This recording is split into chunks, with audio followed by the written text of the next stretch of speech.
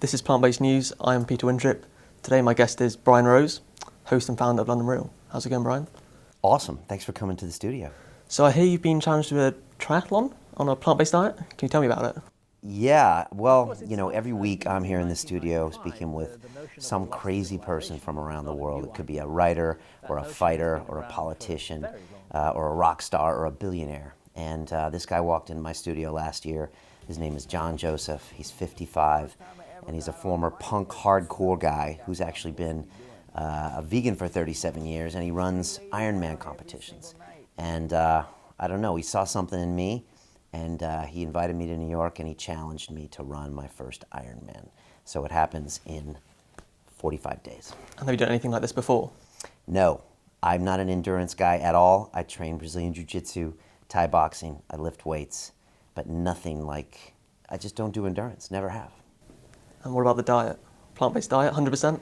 So, I'll be honest, London Real in the past 6 or 9 months, we've been attracting a lot of people that are plant-based, right? We had Dr. Michael Greger in here, who has that book called How Not to Die, and the cookbook. He's super passionate about plant-based. I love him. He was on. We had James Aspey, who's a vegan activist. And I told my guest booking department, no more vegans, because we had so many in here. And then John Joseph showed up. And what I find interesting is they're so different. So many different personalities, so many different thoughts about the plant-based diet. And so, no, I've never gone 100% plant-based. Look, I was trending, I was open-minded, but I never had the discipline to stay vegetarian, let alone vegan, which is a whole nother ballgame. Obviously you've had Tim Sheaf and Ivana Lynch on as well. Tim Correct. Sheaf you've been friends with for a number of years now, haven't you? Yeah, I had Tim back on the show almost 6 years ago when he had his hair short and he was really more of just the parkour guy. And then he was always talking to me about plant-based. He used to bring fruit over, those funny smelling fruits you get in Chinatown. Durian. Yeah, and he'd be like, Brian, eat this. And I'm like, okay. And I invited him to my Thanksgiving and he'd be like, no. And I'm like, why aren't you coming? No love? And I think it's because of the turkey. By the way, we decided to pardon the turkey this year. There will be no turkey served at my Thanksgiving. And so, yeah, I knew Tim for a long time and Ivana Lynch as well. Luna Lovegood from Harry Potter series. She's got a podcast as well. So, yeah, I think these ideas get in your head and you process them. And that's probably maybe why I'm on this as well. Sort of like vegan curious almost. But you don't like to use the word vegan, do you? It's plant-based. Yeah, well, even Michael Greger said, vegan tells me what you don't eat, not what you do eat. That's interesting.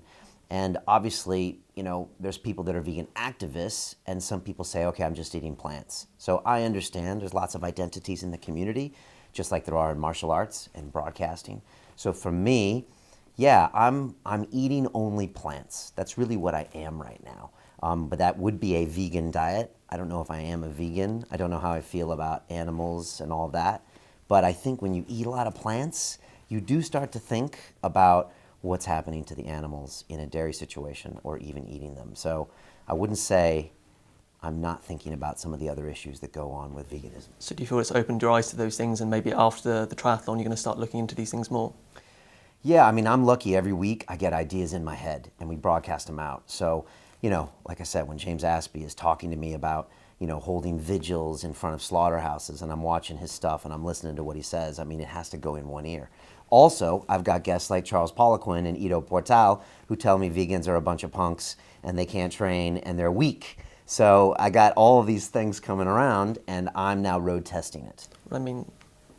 Bulletproof Diet's just over there. Yeah. You used to be sponsored by Bulletproof Coffee. You've had... which put butter in their coffee, right? Although we put cacao butter in our coffee when we used to serve slightly better, not grass-fed.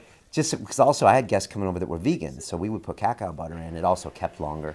So yeah, Bulletproof Diet he's more into eating meats, but of course he's got a lot of biohacking things that can go both ways. So look, I think it's about a conversation more than anything. I think if you have conversations with people, show them the options, then people open their minds. And the beautiful thing about John Joseph is that he shows a whole nother demographic of people what can be possible, because he's kind of an old school tough guy. Yeah. Last year, Ido Portal, he was your most watched guest, wasn't he? I'm sure, yeah, he was. Of course he was, yeah. And he said he refuses to train with vegans. So when he comes to London, what's going to happen? Well, I guess I won't train with him. You're not going to train with him? No. So look, Ido's fantastic. I love Ido. Obviously, I went to Israel. We made this documentary film with him. At the end of the documentary, he took us to this place in this bazaar market in Tel Aviv. Bazaar, I mean like Bazaar, and it was all meat. And a couple of our guys are vegan, our film crew, and he had like meat lungs and meat brain and meat heart. And I was like, Ito, what are you doing? And so he is one side of the spectrum. I think he actually is joking a lot of the times when he says these things about vegans because he actually trains with them. But I've had a lot of guests on that just categorically say, I don't train with these people. But I think, honestly, they're training with people who just don't have good diets. I don't think it's actually what they're eating. Have you heard of The Game Changers, the new movie that's coming out? Yes. So I know of The Game Changers. I think John Joseph was actually in little bits of it, although I don't think he's in the final movie. I've been watching it. It looks interesting from what I've seen so far. So yeah, it looks interesting. And What the Health, have you seen? You know, I know John's in that. He keeps asking me to watch it. I haven't watched that. I watched Cowspiracy. You watched Cowspiracy though? Yeah, I watched Cowspiracy, of course. Sort of linking onto that, are you supplementing at all with B12 or any other supplements alongside your training? So, look, it's a great question. I've been super focused on, obviously, making the movie, making the series Ironman, getting my training in. I am eating a fairly well-balanced diet. I am supplementing with some plant-based protein powders. I have a whole rigorous thing of just normal supplements like magnesiums and all these other vitamins that I take. But I probably should be looking a little bit closer. I just sent my hair in to my hair doctor to be sampled, so he's going to run the numbers and come back to me in the next few weeks. But I think I need to be thinking more about my nutrition. I might actually get Timothy Sheaf in here and a few other people to just check me. So, because I'm about 5 weeks in, maybe 6 weeks in right now, plant-based. And obviously, how are you actually feeling about it? Like, regardless of your lab reports, like, how do you feel? I feel great. I really do. I mean, when I put my mind to something, I just do it. So like, if they're like, do you miss meat? It's like, no, because I'm not allowed to have meat. So why do I worry about it? So I just go forward.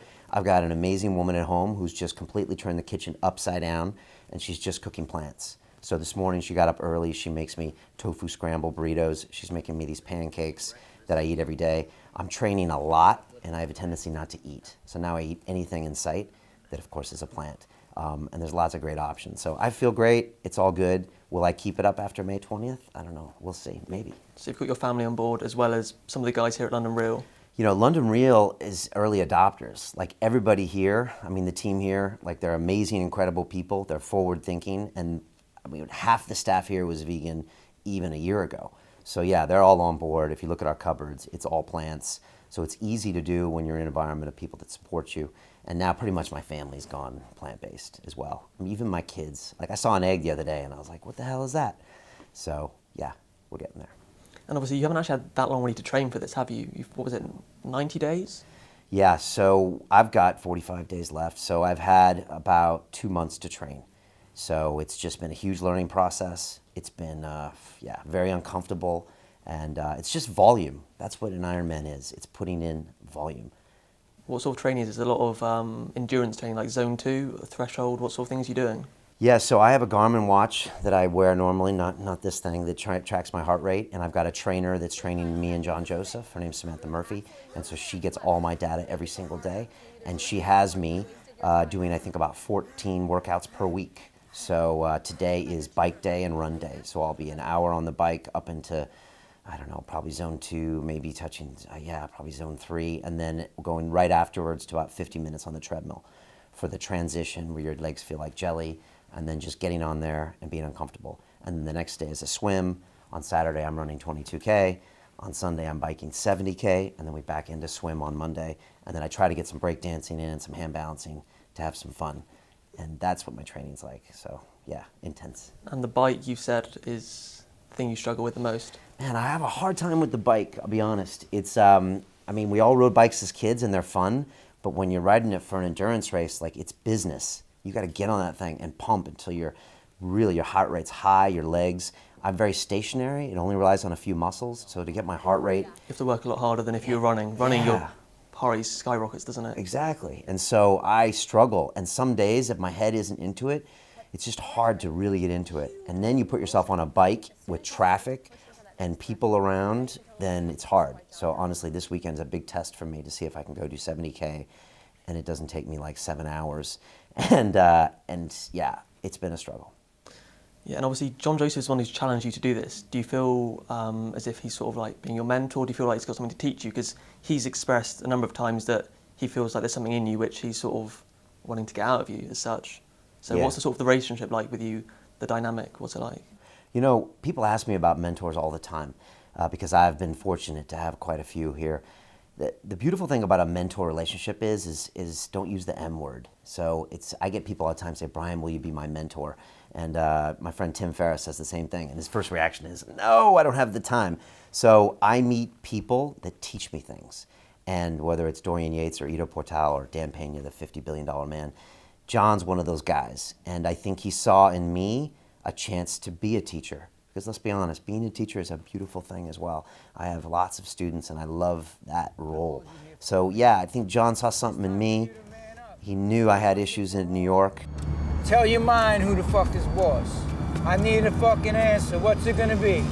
And I needed to maybe go back to them and talk about them and deal with them. And I think he saw the Ironman as a perfect opportunity to use it as a force to kind of get me to go inside or go into your brain. I mean, you know, you do ultras. Yeah, you're spending a lot of time by yourself, you're pushing yourself, and you really strip down all emotional, mental barriers. It's sort of just like, it's almost like a primal state, really. It's weird how to get more into your brain, you actually go into the body. And I've had a guest here named Elliot Hulse who says the body is the mind. And our movie with Ido Portal said pretty much the same thing. And so you can actually use your body as a tool to access parts of your mind and spirit that you never found possible. As a matter of fact, it's the only way to access some of those things. So yeah, that's what I think John's doing. He's definitely a mentor. He's what, 8 years older than me? Big brother. Yeah, he's like a big brother. And you know, John's got a really rough past, you know, and so maybe this is his way of connecting with humans, you know. I was going to link on to that. I mean, obviously, John's been vegan for years, and veganism and plant-based living is sort of just like exploding at the minute. Do you feel like you doing this has sort of come about at the right time? Like, veganism's bigger than ever.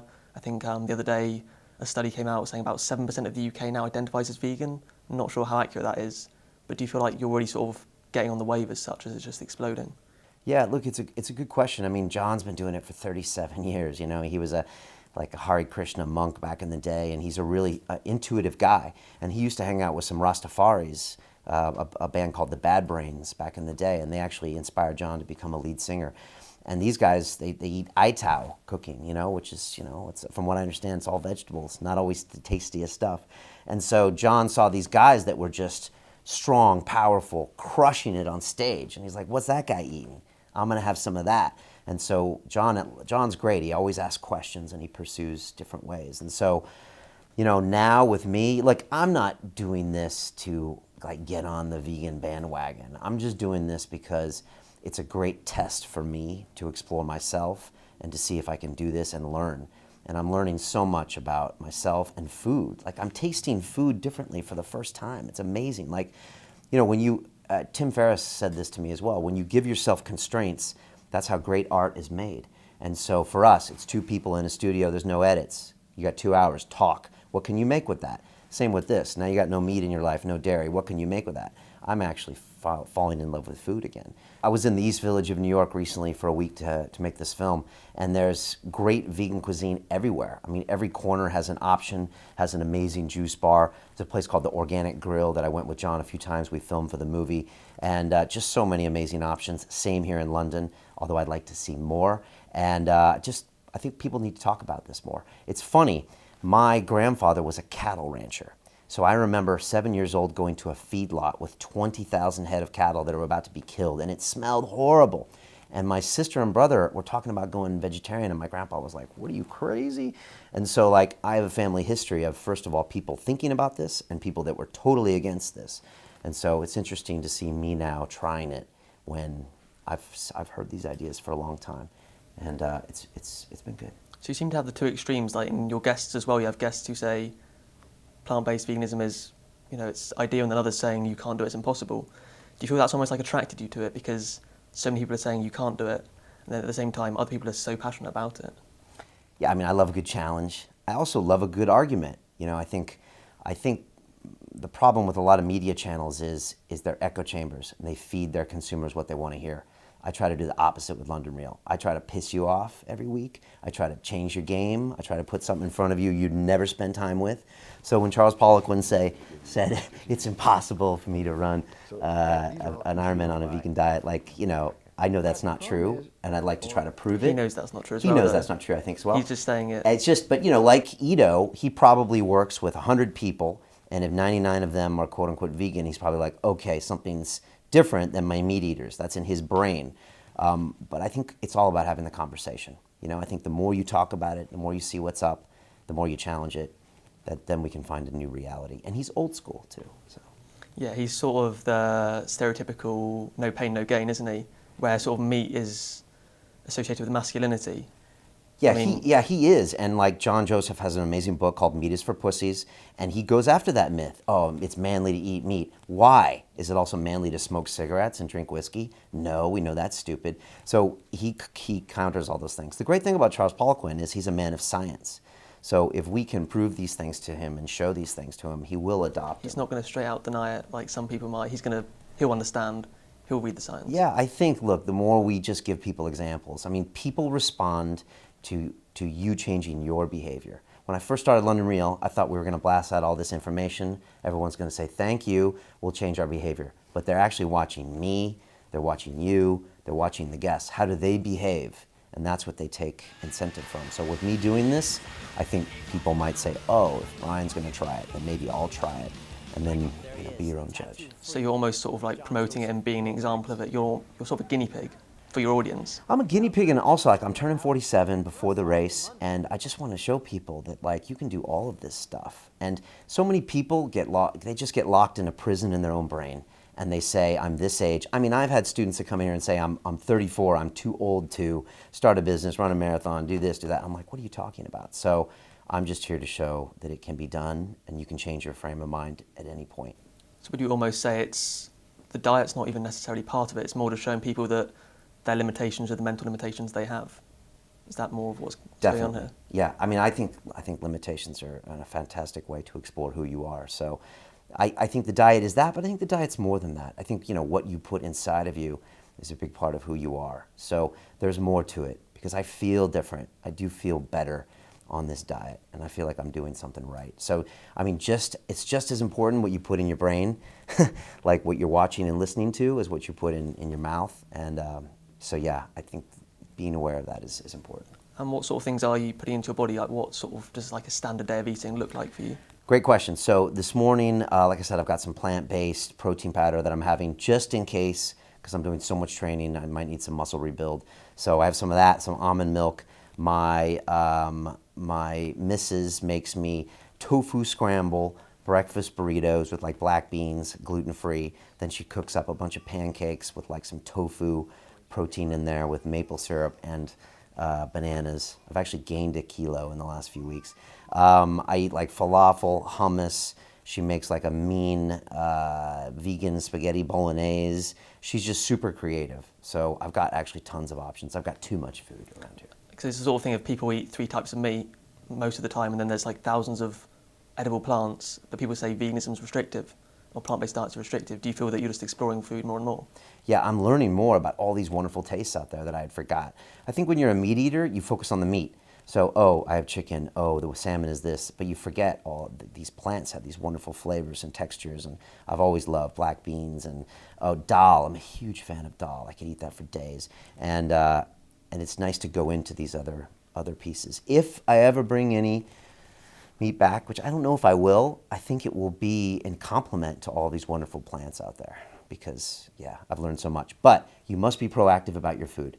Because I've found where I haven't planned, and I'm looking around, and I just start getting grumpy. Because I need to eat clean as well. I can't just eat. Especially with all your training. If you're not eating, then, you know, you're not refueling your body, you're going to be tired, you're going to get injured.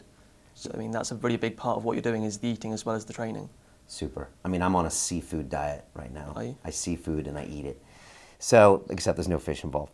But any seaweed? I like seaweed, but I haven't had some recently, so I should. But I'm eating all the time because, like, I'm eating for the next workout. After I'm done working out, I'm recovering and eating for the next workout. So yeah. I mean, what would you say to people who are wanting to start a plant-based diet? I mean, do you have any advice for them? Because I mean, it's everywhere now, but Yeah. So You know, I actually I teach a course for a bunch of my students called the Life Accelerator, and I ask them to change their diet for a week, and I just say go one day vegan or vegetarian and just explore what it's like for the day. So try a day to start, and then I know there's things like the 22-day challenge and things, but just try one day and see what it's like. It's probably not what you think it is. Also, with apps like Happy Cow and stuff like that, you can be shocked and surprised by how amazing it is. So pick a Monday, maybe your next Monday, and go plant-based. And that's what we're doing with the series Iron Mind. It's not really about me, it's about you going out there and trying to swim, trying to bike ride, trying to run, and trying going plant-based for a day or 2 days or a week and be surprised at what's going out there. And if you can do all that, what else can you do? So just try that. So that's what I would say to everybody. There's options everywhere right now. Amazon Fresh, no matter where you live, you can do it. And obviously linking back to the race, are you going to be completing the whole race alongside John Joseph, or are you going to be going sort of at your own pace?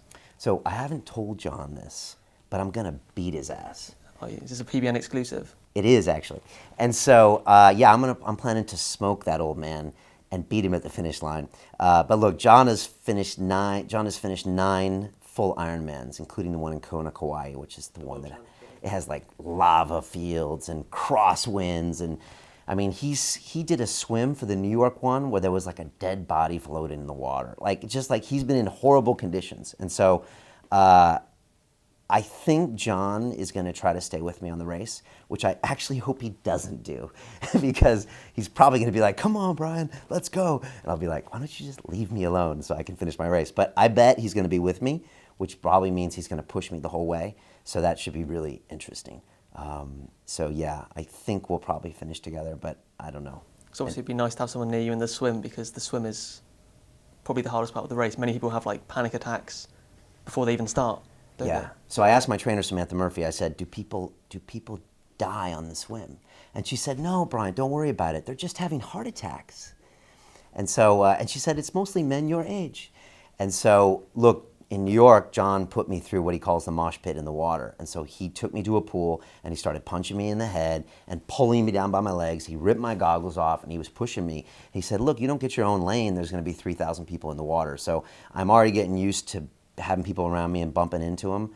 But also, I've been swimming in a pool. I got to get out to the open water where I can, when you can't see in front of you. And you're not getting to push off at each end. Yeah, you can't push off. And then everybody there is a stressed state, right? So it's, if your anxiety, hopefully I can try to lower my anxiety a little bit. But everybody else is freaking out. So they're probably not thinking about you when they're hammering by you. So, but I don't know if having John near me is going to help there. So look, I just want to go get my swim on. My swim's actually coming along. If I can just execute it, it's all about remaining calm, I think, the whole time. And that's what I have to do, and stay in a good attitude. I've had a few days on the bike where I got so pissed off. I was just like, you're not meeting the numbers that you're meant to be, are you? Yeah, I that can't get my heart rate up. I'm pissed off. I'm almost like texting my trainer, this sucks. Why isn't this working? Something's wrong, and I just get in my head and I want to quit. So I got to not do that. So I just got to keep practicing. Because John's a big advocate of positive mental attitude, isn't he? Yeah. It's so is that something which you're trying to? Is that his next book? Yeah, it's called PMA. Is that something you're trying to adopt during this process as well, to sort of get the full experience? Look, I've always been into positivity. Like everything we do around here, I'm always looking for what I can learn from people in a positive way. But when you're on that bike, after you've been on a run and a swim, sometimes it's hard to stay positive. So yeah, I'm trying to go in there and just being like, okay, let's get this done. It's amazing. When you're in the right frame of mind, you know this from running, you can go probably 200K. Flow state almost. Yeah, when you're in the wrong state of mind, it's hard to go 2K because you're just like, what am I doing? This sucks. And so my trainer said, she said, you'll see people that are fitter than you there that'll quit. Like you'll see 25-year-old guys that look, you know, ripped, that'll stop because they'll get mad about something and angry about their bike not working. So much of it's mental, isn't it? It's 90% mental, really. Which is great, but if you, yeah, so it's great to know. Now, can I get my state there? But I've got a lot on the line here. I've got a lot of people I don't want to let down, including John. And so, yeah, I will be as prepared as possible. And then they always say, have fun on the day of the race. So and try and enjoy it. I'll try to have fun. So coming to the end now, how can people follow along with your journey? We've obviously got Iron Mind, which is a really good series. I'd recommend everyone watching that. It's quite emotional. I won't give anything away because people can watch that themselves, but where can people find you? Yeah, so we are London Real. It's what I do every week. We have incredible guests in this studio that we broadcast for free around the world. And the series is called Iron Mind. And so it's a weekly series going right up to the race which will be made into a movie later. And so they can go watch that at londonreal.tv/ironmind, like this. And there's a new episode out every 7 days. You get to meet John Joseph, the trip to New York. And yeah, it gets emotional because this race pushes you to the limits. And I get to go see some old demons of mine in New York City. And it gets pretty exciting. So yeah, that's us. And like I said, the movie will come out soon. And just support us. We got a group on Facebook. And again, I'm asking people just to try. Go run, go swim, go do one of these events, and then try going plant-based for a day and join me on this journey. Amazing. Well, thanks for inviting us over here. I really appreciate it. So yeah, good luck with the race. No, thank you very much, and respect to everything you guys do. Really appreciate all the content you put out there. Trust me, I know how hard it is making video content. You guys put out a ton of it. You guys have an amazing channel, so props to you guys for what you do. Awesome. Cool, man.